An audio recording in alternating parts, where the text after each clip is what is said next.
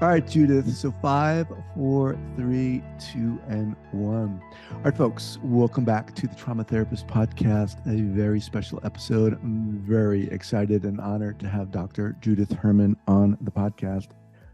Judith, welcome. Thank you for having me. You're welcome.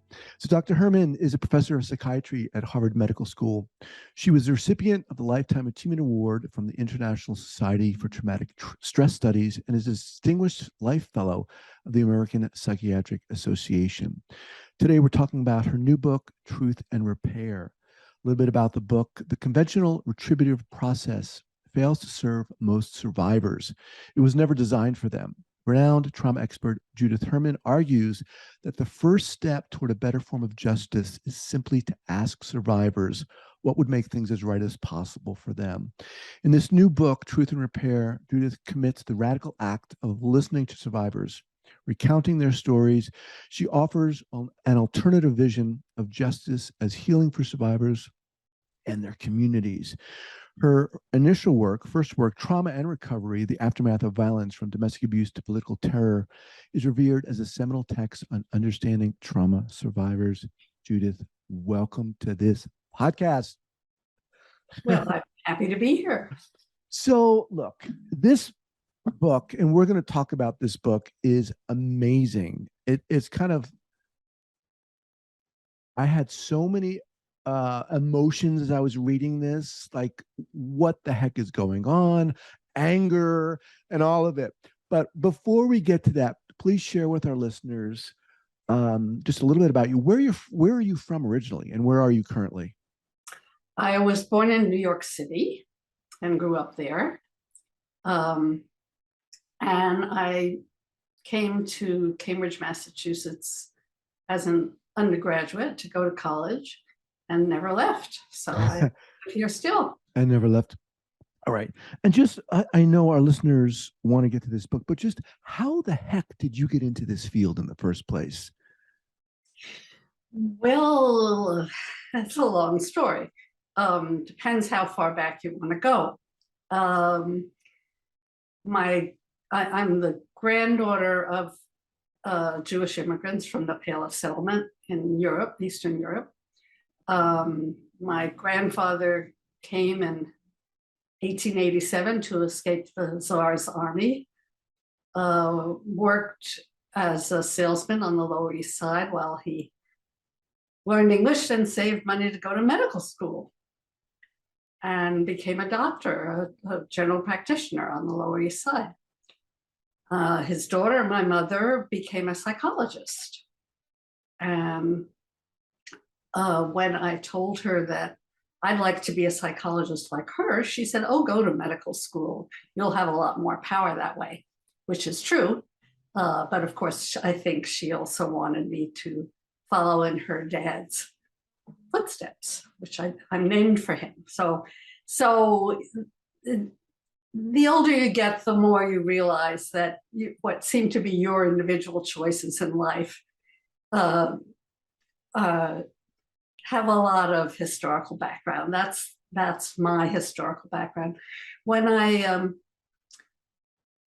was beginning my psychiatry residency in 1970, I had just joined a consciousness raising group, Red and Roses Collective number 9. So I was listening to my patients with a new awareness about the condition of women's lives, including the prevalence of violence against women. And so when my first 2 patients on the inpatient service where I began my residency were women who had been hospitalized after serious suicide attempts. And when they told me that both of them had been sexually abused by their fathers, I actually listened to them and I actually believed them. And I began to understand the connection between childhood abuse and a a sense that one didn't deserve to live or want to live as an adult. So that was, I really credit women's liberation for everything. The comprehensive textbook of psychiatry at that time, that was the basic text, estimated the prevalence of all forms of incest as 1 case per million. And yet I had my first 2 cases. I mean, what were the odds of that? Right. You know? So one thing led to another. A colleague and I, Lisa Hirschman, very soon collected 20 cases just by asking around among people we knew. And we published our results in 1975 in a women's studies journal that had just started. And what do you know? It's between the time the paper was accepted and when it was published, it was being copied and passed hand to hand. And we started getting letters from all over the country saying, I thought no one would believe me. I thought it was my fault. I thought I was the only one. And so in the same way as the speak outs on rape and the speak outs on intimate partner violence raised public awareness, we followed in that train of revelation. So this within the context, like you said, of the culture thinking this was rare, right? This kind of abuse was rare. Because this was just what girls fantasized about, right? Right. This was supposed to be what we really, really wanted.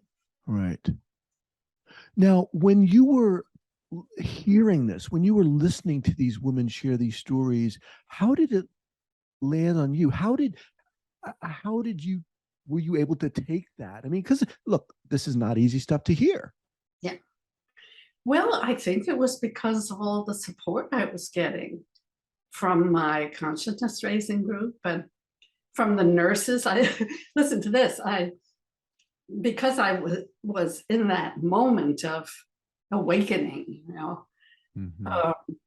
I decided that I would respond only to 1 sexist slight out of 10 in my everyday.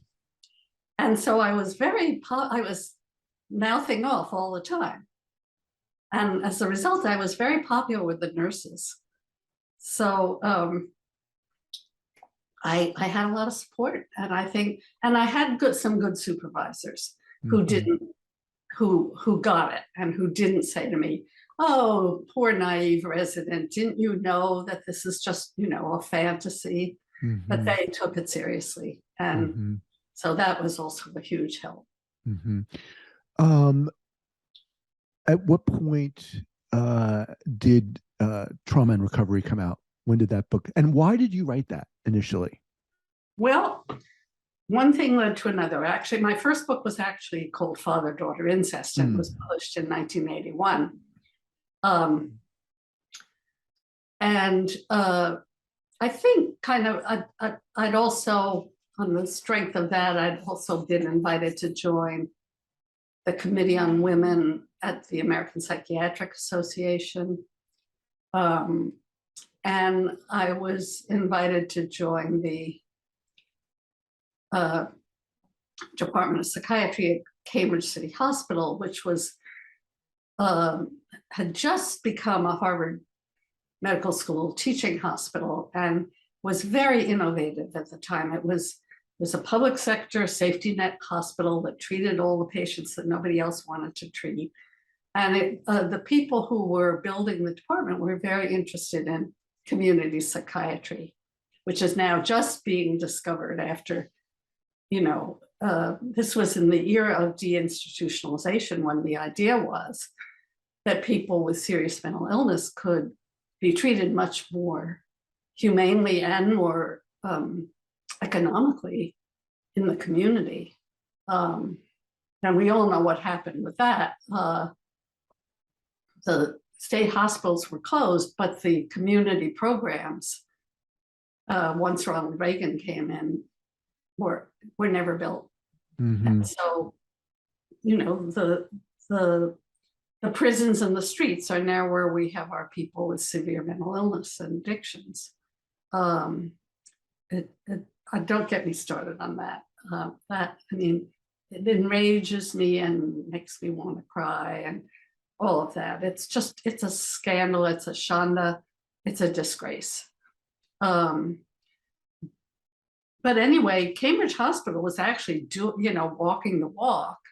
They had wonderful community programs. And they got a small grant, $6,000 from the city of Cambridge to develop mental health services for crime victims. Well, none of the guys who were running the department was interested, but they hired my colleague Mary Harvey and me to come up with something. And that's how we started the Victims of Violence program. We went down to the district attorney's office and talked to the victim witness advocates about, what kind of services do your clients need? And we built from there.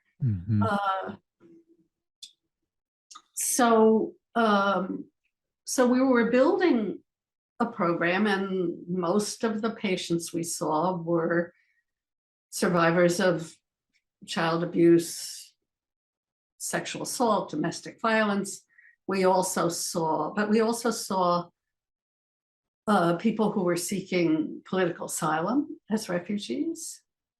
And Mary and I joined a study group that had been started by my colleague Bessel van der Kolk. He was working with combat vets at the time, and he brought together people working with different kinds of trauma. We had somebody who worked on the burn unit at Mass General. We had somebody who worked with abused kids, and so on. And in that study group, it became clear, we met in people's houses once a month, and somebody would present their work. And it just became clear to me that trauma is trauma, whether you're talking about rape survivors or combat veterans, or whether you're talking about prisoners of war or battered women. And then when you say trauma is trauma, do you mean how it impacts the body? How the nervous system? It impacts the body, brain, and mind. Right. Whether it's in the political realm of consensually validated trauma like combat or genocide, or whether it's in the private realms of, femicide, it's the same animal. So that's really why I wrote Trauma and Recovery, to say trauma is trauma. And I mean, it's pretty incredible to think that's like the seminal work in the, you're smiling. I mean, that's pretty amazing. I mean, that you wrote that book. And now we have this book here, Truth and Repair. Why did you write this book? First off. Well, it's been kind of percolating on the back burner for quite a while. I actually got started on it more than 20 years ago. I had a fellowship at the Radcliffe Institute for Advanced Study where I had this idea that, I had seen what some of our patients went through if they tried to seek justice in the conventional justice system. And most of them, of course, never told anyone, never mind reporting to police, but some of them did. And most of them were not happy with how they were treated. And So I had the idea, well, uh, let's see let's ask them what they really want, instead of assuming that they're just vengeful. And there was so much stereotyping of, women lie, women are vengeful, women fantasize. And anyway, why would, what was she wearing and what did she have to drink? So they were being treated more like the suspects than as victims in the courts. And so that's really how the project began. And I guess the conceptual framework for it was that if interpersonal trauma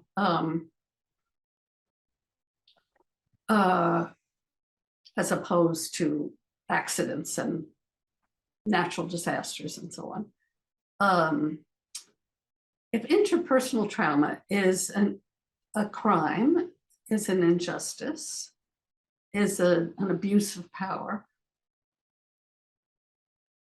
then it's not just an individual problem, it's a social problem. And that also was a big argument in trauma and recovery. This isn't,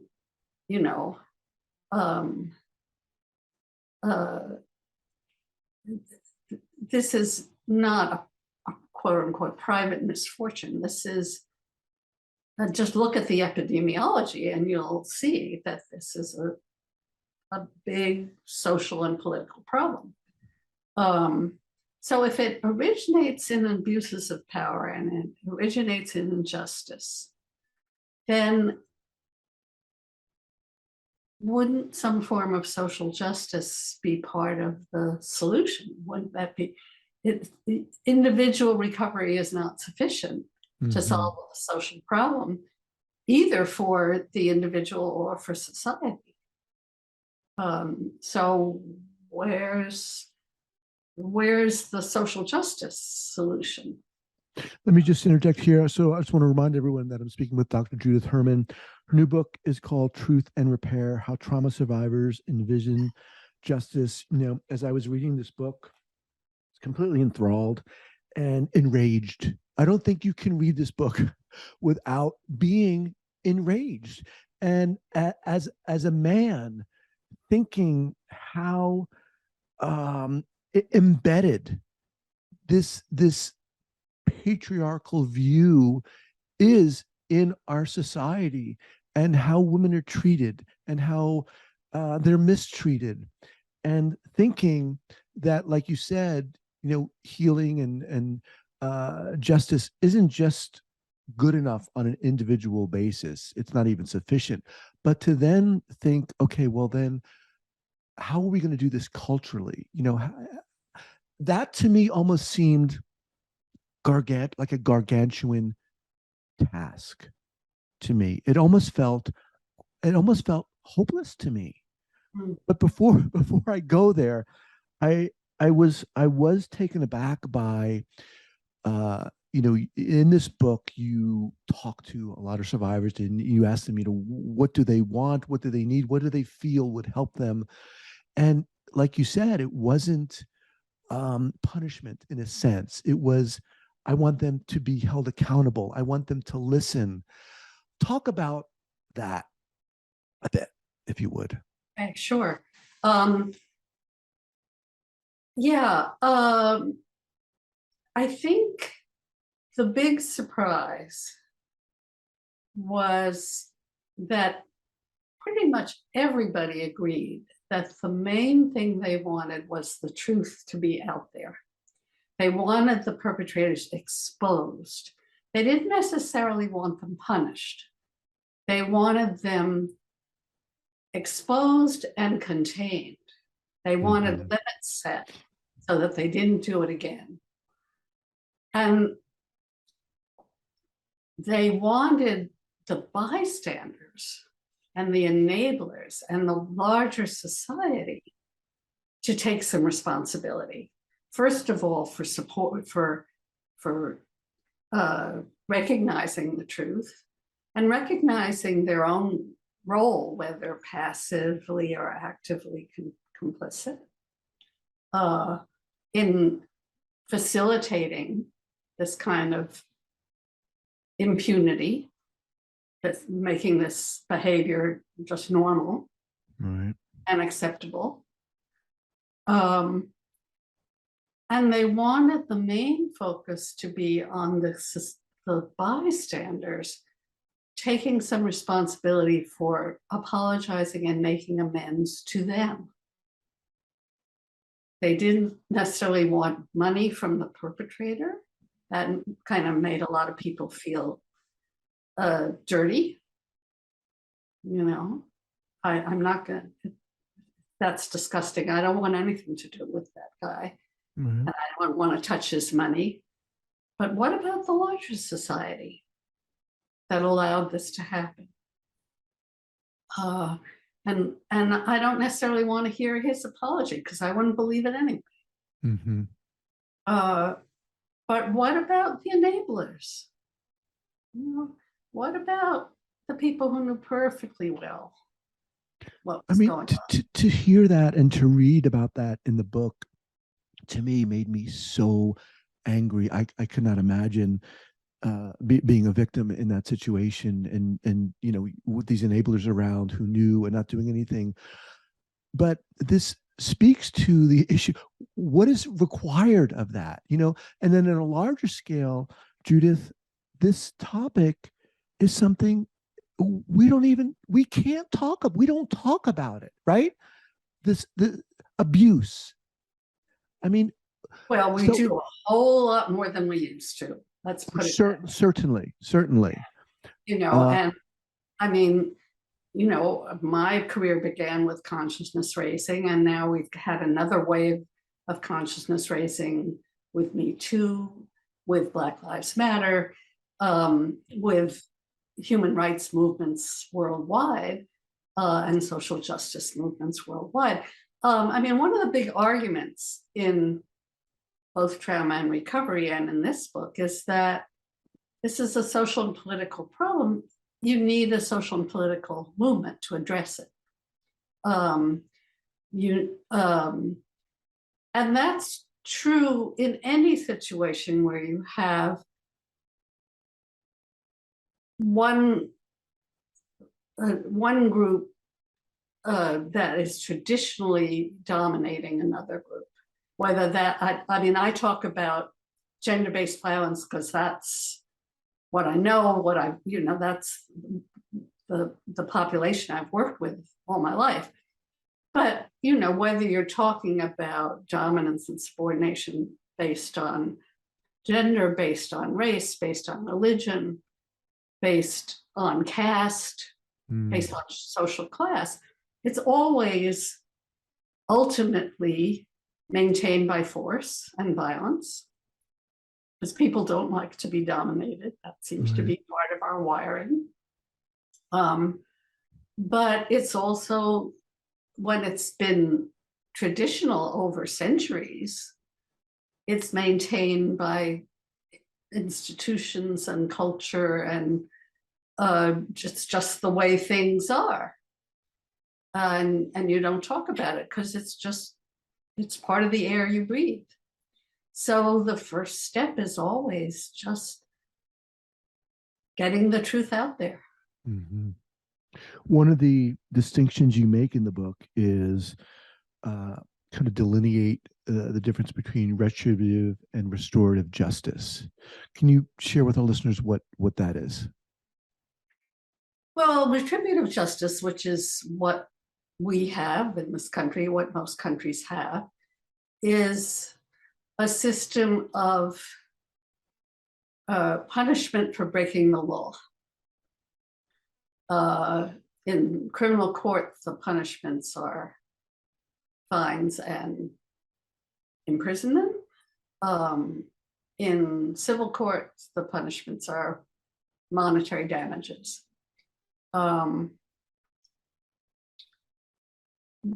concept of restorative justice, in contrast, sees justice as making reparations for the harm that has been done, rather than punishing someone for breaking the law. Mm-hmm. And it's a consensual versus an adversarial process. So in our justice system, you have prosecution and defense, or you have the plaintiff's attorney and the defense attorney, and they fight it out. And pretty much anything except physical combat is allowed. Any amount of harassment and bullying and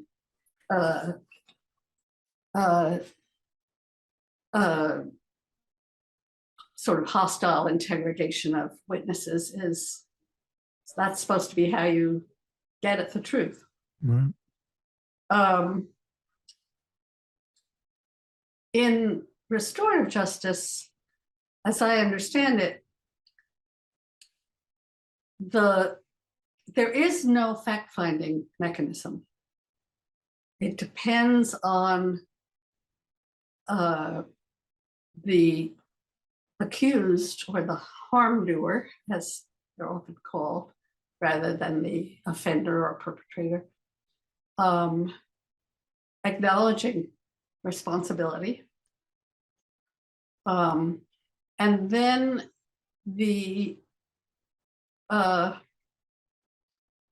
instead of a judge, you have a restorative justice facilitator. And instead of a jury, you have a group of people from the community invited by either the person who's been harmed, the harm doer, or the RJ facilitator. And the person who's been harmed makes his or her statement of what happened and what amends are desired, and the harm doer acknowledges responsibility and apologizes and promises to make amends, and then the whole group comes up with a plan, Mm-hmm. a restitution plan.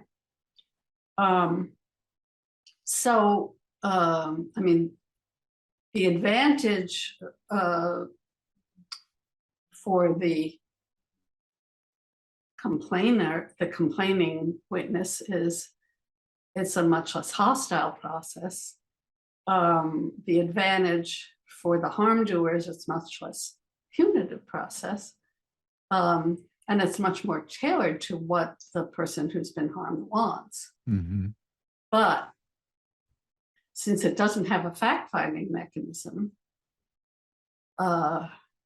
it's dependent on the willingness of the perpetrator to acknowledge what he's done. In the book, you go into obviously more detail about how maybe challenging this process could be and how demanding it could be for those involved. But what I'm hearing you say is, it sounds like what the person who is harmed, the victim, if we can use that word, wants is the truth is hopefully going to come out. Yeah. This search, this need to have the truth come out. Were there any kind of surprises in writing this book for you? Any kind of moments where you're like, whatever, enlightened, or things you didn't expect as you were writing this book? Interesting question. Well, I can't say I was totally surprised, but I was interested, certainly, to learn that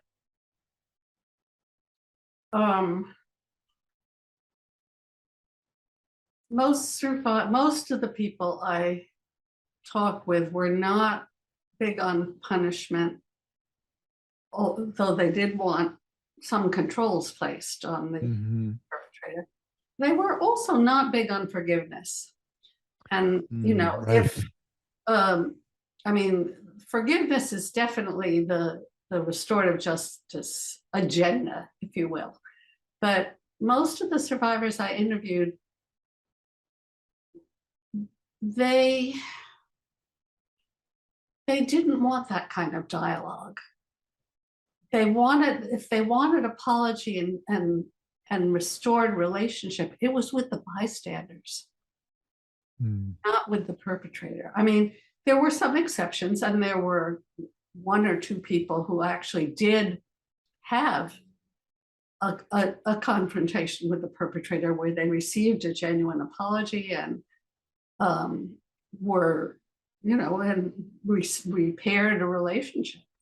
But that was definitely the minority. And most of the survivors said, just, I never want to see him again. And I don't trust that anything he said would be sincere, because I've seen what a manipulator he is. Yeah, and in the book you talk about that, this topic of forgiveness, which I found very interesting. And of course, it's very popular in our culture, right? We need to forgive to move on. And I think, and correct me if I'm wrong, but in the book, there's a point at which maybe a victim or survivor is talking, and she was saying, well, I don't need to forgive that person, but I need to kind of more of an inward personal forgiving to move on. Yeah, I mean, there are really two different kinds. People use that word in two different ways. One is where there really has been the healing of a relationship, where the person has received what feels like a genuine, remorseful,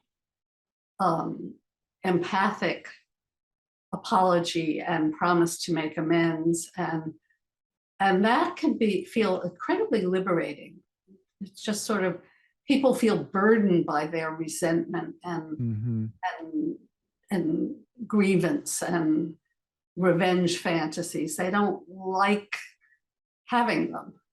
They don't like being angry all the time, and so it's wonderful when it just lifts.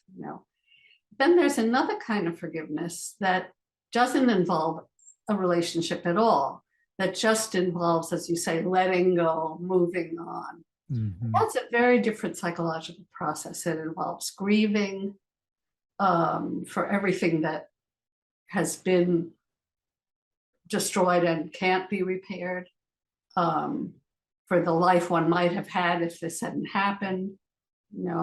And one of the survivors I interviewed put it very succinctly. I think she said, forgiveness is giving up all hope of a better past. It took me a minute to, figure out what she meant by that. But it meant the fantasy that this can be made right. And that's a much more of a working through in psychotherapy. Where, as we kind of get ready to close out here, what is your hope for the readers of this? And secondly, who is this book for? Oh gosh. Well, I guess it's for a general readership. I mean, it's certainly for survivors. It's certainly for mental health professionals. It's also for people who are interested in law and justice and social movements and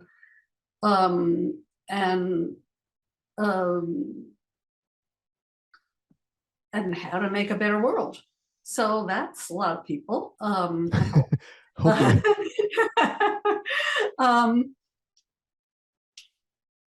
And I'm sorry, what was your other question? Well, what is your hope for the readers?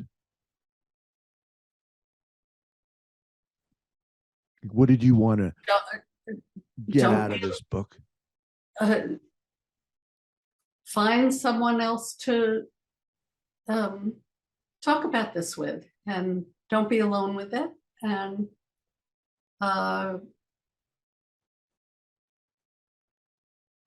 find your voice and find your agency, and this is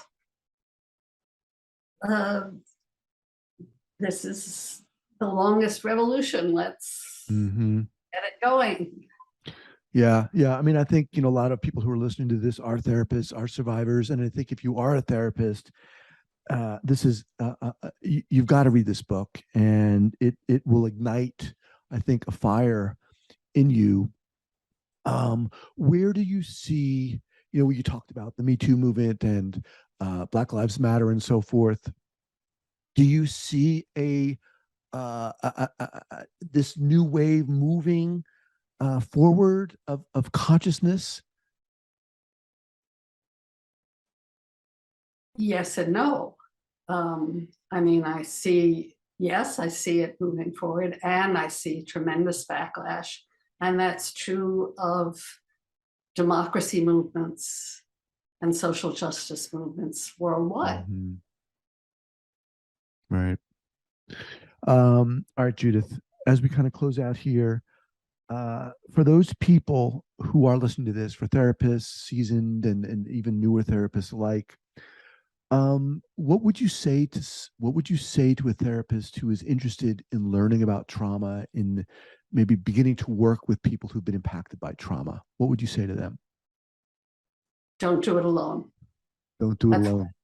That's what I always say to trainees and people who want to work in this field, because you never get used to it. And if you do get used to it, you're probably burning out. So you think you've heard everything, but there's always going to be something that a patient tells you that you just couldn't, in your wildest imagination, think that one human being would do to another human being. So find your support group. Yeah, I appreciate that. And again, I think, for me, reading through this book, you talked about your hope would be like maybe people would help create a better world. And I think you can't not read this book and feel that and want to go out there and be part of making things better for people. And I think that was a huge kind of eye-opener for me, because I think it's very easy to think that, healing takes place in some therapy room, right? Between one person and another person. And you're saying, well, that's part of it, but there's a larger part of it here, and we're all a part of it, whether we want to believe that or not. And that to me is it's eye-opening, and it's scary, because so much of it depends on the people around us too. We are social creatures, for better or worse. Right. All right, Judith, what's the best way for people to get in contact with you if they want to reach out? I don't have any social media. I'm a very 20th century person, but people seem to be able to find me via Detective Google. Okay, we'll leave it at that. Dr. Herman, it was an honor, sincerely, having you on this podcast. I want to thank you so much for being here. And thank you very much for having me. I enjoyed talking with you. Thank you.